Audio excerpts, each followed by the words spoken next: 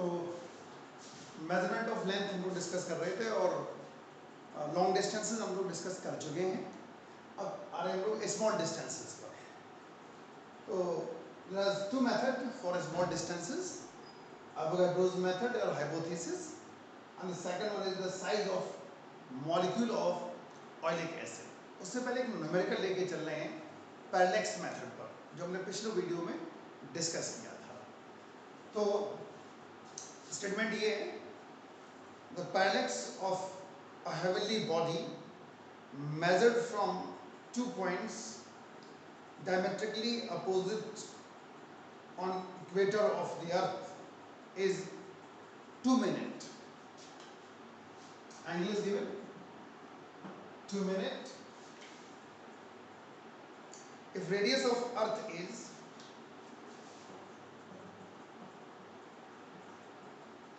6400 kilometer, calculate the distance of the heavenly bodies. हमें distance निकालनी है हेवनली बॉडीज की।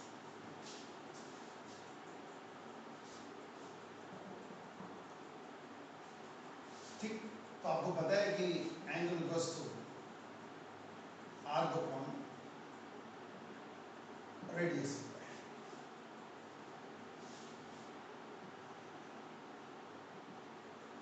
Radius equals to arc upon theta. Theta 2 minute दिया हुआ है, उसको रेडियन में कन्वर्ट करो। 2/60 डिग्री बन गया। 2/60 इंटू π/180 रेडियन बन गया। नाउ रेडियस दे रखी है 640 किलोमीटर और हमें निकालना है डिस्टेंस। तो डायमीटर काउंट होगा, जो आप देख रहे हो ये है, टोटल लेंथ n हो जाएगी जो 2r के बराबर हो। डायमीटर ऑफ द अर्थ लिखा हुआ था, डायमेट्रिकली अपोजिट। तो 2r बाई थीटा हो गया 2 इंटू 6400 किलोमीटर, किलोमीटर में कन्वर्ट कर दिया। 2 पाई इंटू 60 इंटू 180, ऐसी जो डिस्टेंस आएगी 2.2 10 टू द पावर 10, ये डिस्टेंस है। ये पैरेलैक्स मेथड पे बेस था न्यूमेरिकल। नाउ अब लेके चल रहे हैं हम लोग Avogadro's hypothesis. With the help of this we can measure the radius of the atom. Atom का रेडियस तक हम लोग निकाल सकते हैं इसकी हेल्प से। जानो क्या है हाइपोथेसिस, इनकी क्या है हाइपोथेसिस जाने। According to Avogadro's hypothesis, the volume of the atoms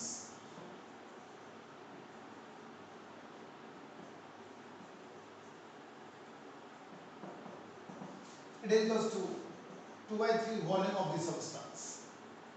उसका रीजन है, ऐसा उन्होंने क्यों माना, उसका रीजन है एटम आपको पता है स्फेरिकल शेप में हुआ करते हैं। अगर 4 स्फेरिकल बॉल्स पास पास रख दे तो कुछ स्पेस बन जाता है like this.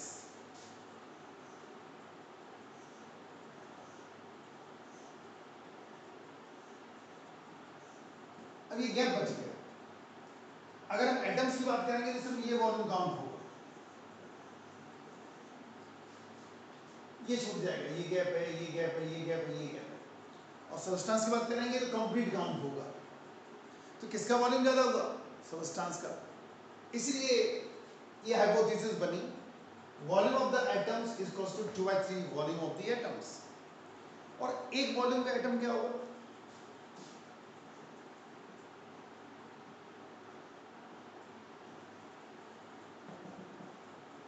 Four by three πr। Number of atoms निकालो।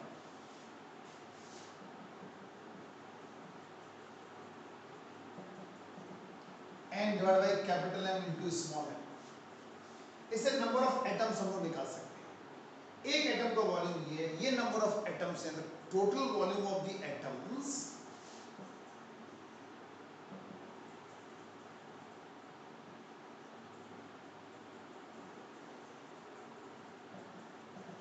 equals to n by m into small m into 4 by 3 pi r।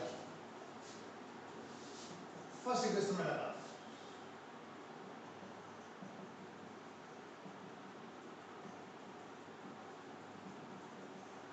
2 by 3 of v और r equals 3 से 3 कैंसिल हो जाएगा, तो v into capital M upon small m into n into 2 pi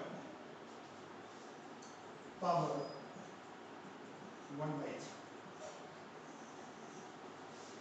इससे हम लोग radius calculate कर सकते हैं। तो पहला मेथड डिस्कस हो गया, दैट इज एवोगाड्रोस मेथड। इससे हमें एटम की रेडियस मिल गई, वेरी स्मॉल डिस्टेंस होगी radius of the atom. Is it clear? ये था एवोगाड्रोस हाइपोथेसिस। अब सेकंड मेथड लेके चल रहे हैं हम लोग, size of oleic acid. Oleic acid इसलिए लिया गया क्योंकि इसका साइज और लिक्विड से थोड़ा सा बड़ा होता है ना। तो एक सॉल्यूशन बनाना पड़ा यहाँ पर, make a solution of oleic acid with alcohol, और कंसंट्रेशन लेके चले n/500 का।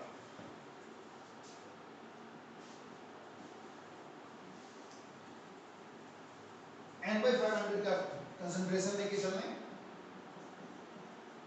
का मतलब क्या हुआ, 1 क्यूबिक सेंटीमीटर लिया हमने ऑयलिक एसिड और 500 सीसी लिया एल्कोहल और एक सॉल्यूशन बना लिया।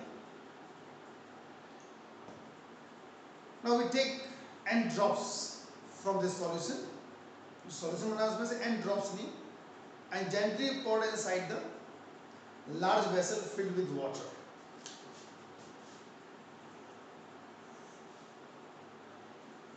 Broad vessel.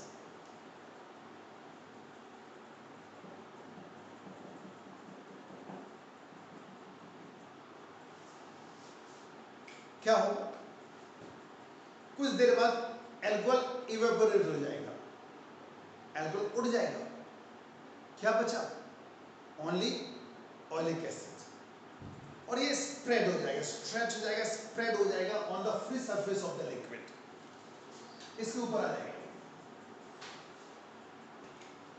With the help of tracing paper we can calculate the area. With the help of tracing paper we can calculate the area of the oilic acid. Now अगर हमने n drops ली थी और हर एक का volume v था, तो उसमें अगर हम निकालना चाहें volume of the oleic acid तो क्या बनेगा,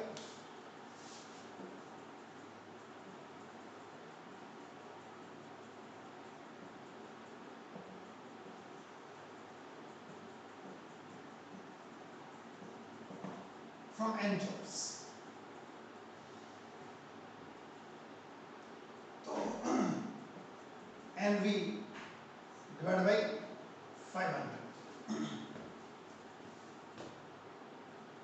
NV divided by 500 हो गया।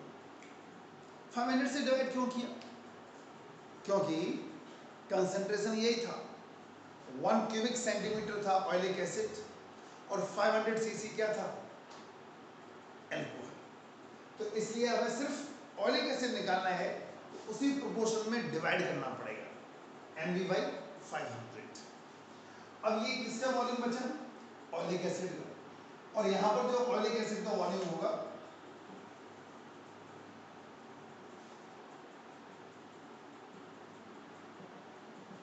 हो जाएगा A into T।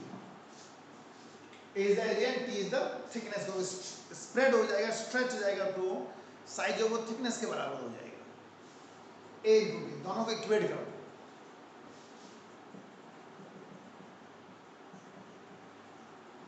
T equals to N V upon 500 A, और इससे हम लोग थिकनेस मेजर कर पाएंगे। क्लियर? तो T equals to N V upon 500 into A, इस तरह आपका size of the oleic acid होगा। Is it clear? ये था मेजरमेंट ऑफ द लेंथ, और अब लेके चल रहे हैं हम लोग मेजरमेंट ऑफ मास। मास को मेजर कर रहे हैं हम लोग।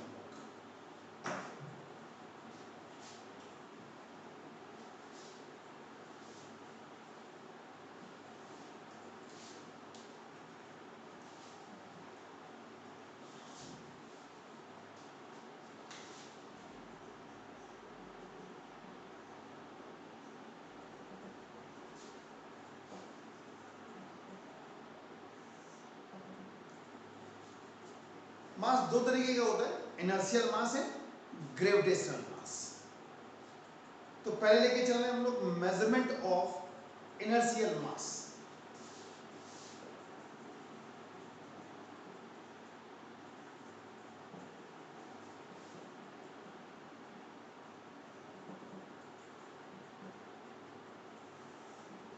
measurement of inertial mass.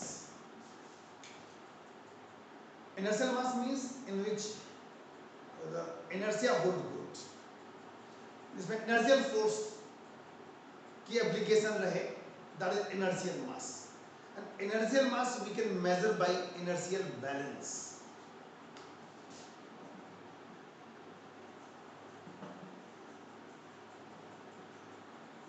Inertial balance इस तरह का होता है, is a very thin metallic string.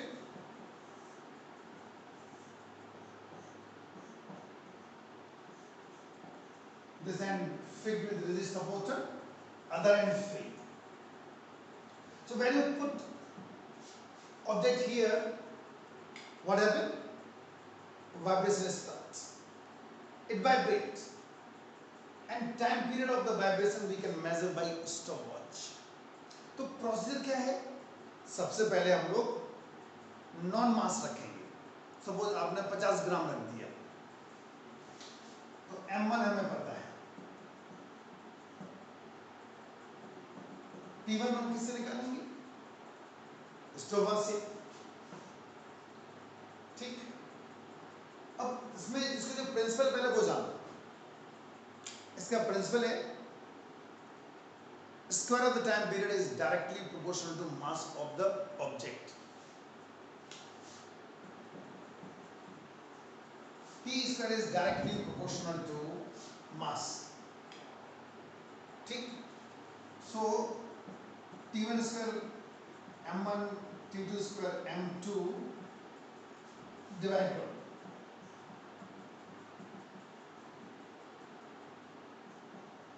m2, और हमें m2 कैलकुलेट करना है, m1 T2 square upon T1 square. इसमें होगा क्या? m1 क्या है? नॉन मास, आपको पता है,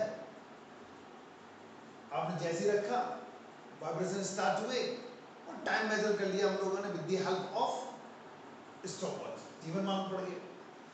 replace non mass by unknown मास, जिसका मास हमें मेजर करना है। जैसे वहां रखा, टाइम पीरियड हम लोग मेजर कर पाएंगे with the help of stopwatch, तो T2 भी मालूम पड़ गया, T1 भी मालूम पड़ गया, m1 भी पता है, so we can calculate m2. That is the measurement of inertial mass. The principle क्या है इसका? Square of the time period is directly proportional to mass of the object. Clear? अब लेके चले हम लोग measurement of gravitational mass.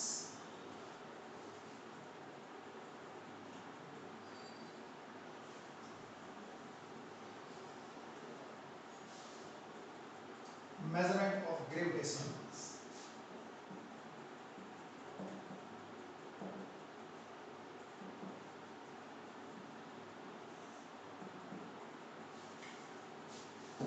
Measurement of gravitational mass, in which the universal law of gravitation hold good, that is known as gravitational mass. and gravitational mass we can measure by physical balance.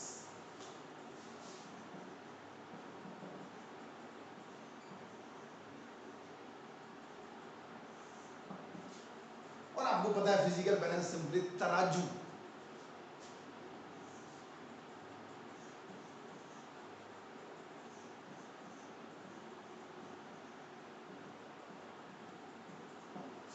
ये जो भी सब्जी आप खरीद रहे हो, हाँ उनके टाइप्स चेंज हो चुके हैं फिजिकल बैलेंस के। जो इस तरह तराजू होती थी ऐसे ना आगे, अब आपको पता है कि सब्जी भी डिजिटल बैलेंस से बिकने लगी। It is also physical balance. तो तरीका ये होता है, जो पुराने की बात करें अगर लोग एक पैन में रख देते हैं थिंग्स और दूसरे में वेट लगा देते हैं, जैसे ही पॉइंटर बराबर हुआ वो मेजरमेंट हो गया। इस तरह हम लोग ग्रेविटेशनल मास को मेजर कर सकते हैं with the help of physical balance. Clear? और अब लेके चल रहे हैं हम लोग मेजरमेंट ऑफ टाइम।